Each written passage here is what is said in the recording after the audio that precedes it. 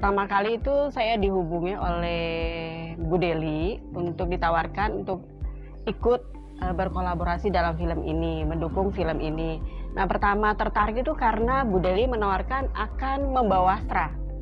Ya, karena brand saya juga memang mengangkat wastra, jadi itu ketertarikan pertama.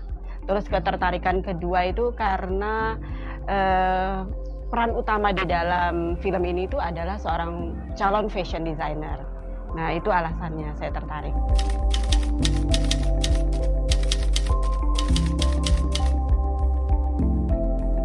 Kalau khusus banget sih enggak ya, karena filmnya sendiri sudah bercerita tentang seorang fashion designer di mana itu profesi saya.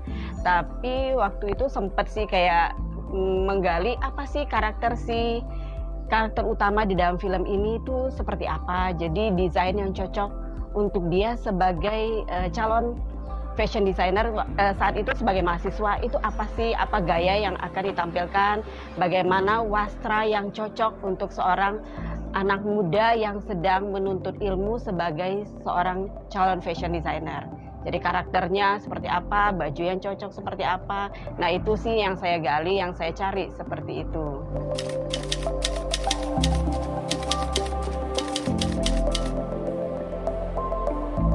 Ada yang mengangkat tentang fashion designer, jadi menarik sekali ya kalau ini diangkat di lokal ya, supaya masyarakat juga tahu bagaimana sih peran seorang fashion designer di dalam, baik itu di dalam ekonomi, di dalam ekonomi pasti menyangkut kayak penyerapan tenaga kerja, bagaimana dia ikut serta di dalam situ, terus bagaimana dia juga memajukan, mengenalkan, terutama kalau di brand saya yang wastra lokal ya, bagaimana mengenalkan wastra ke masyarakat kita yang akhirnya mungkin bisa dilirik juga oleh masyarakat di luar sana.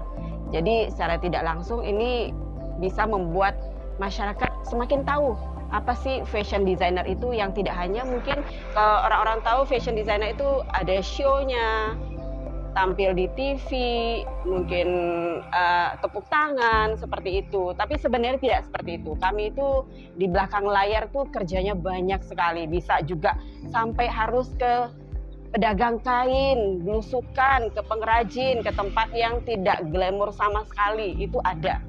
Jadi tidak hanya di panggung tepuk tangan hanya sekian detik selesai, itu perjalanan masih panjang di belakang, dan sebelumnya juga sangat panjang, dan setelah juga masih sangat panjang untuk membuat sebuah brand itu bisa bertahan.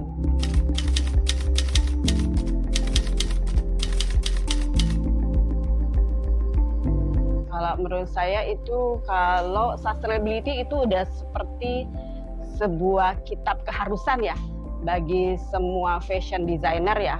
Ya khususnya sekarang kita bicara fashion designer di Indonesia dulu, itu udah sebuah keharusan. Karena kita tahu juga ya, semua orang tahu kayaknya bahwa dunia fashion itu termasuk industri yang membawa yang nomor 2 terbesar sampahnya.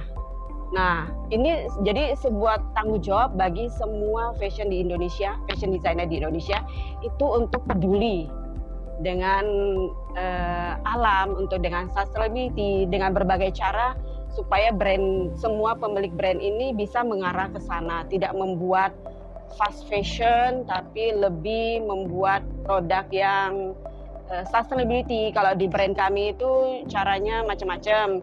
Jadi itu ada yang zero waste pattern tadi, jadi kita membuat pola itu dengan potongan kotak-kotak persegi, terus di draping, dilipat, dikaitkan sedemikian rupa sampai jadi pakaian dan tidak ada kain sama sekali yang terbuang.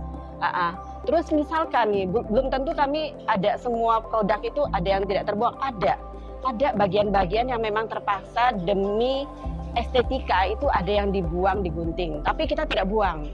Kita tetap simpan, terus kita manfaatkan untuk hal lain. Contohnya kita bikin produk-produk yang ada patchworknya. Jadi kain-kain yang sisa-sisa itu tetap dimanfaatkan sampai semaksimal mungkin sampai zero.